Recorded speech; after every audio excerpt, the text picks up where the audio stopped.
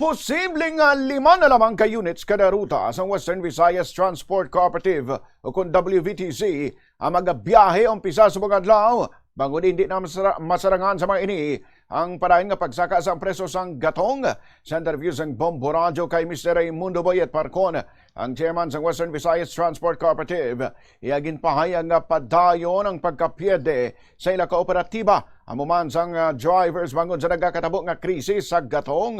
Sunog kay Parco nagabugat paginaila palasanon sa operasyon, ilabi na kung pigado ang biyahe kag jutay lang ang mga pasahero, rason nga mapilitan na lang ang mga ini nga buhinan ang nagabiyahe nga units.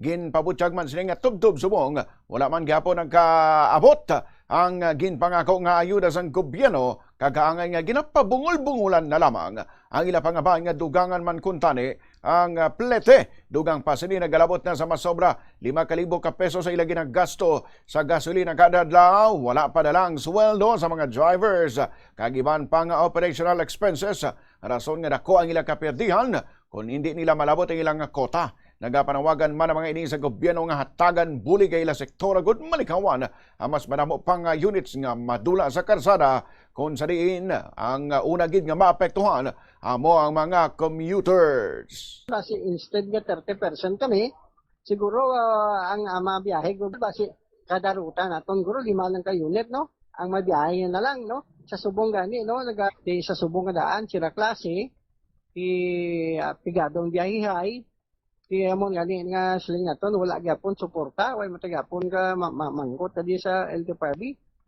Dusok Manila sa nasyonal.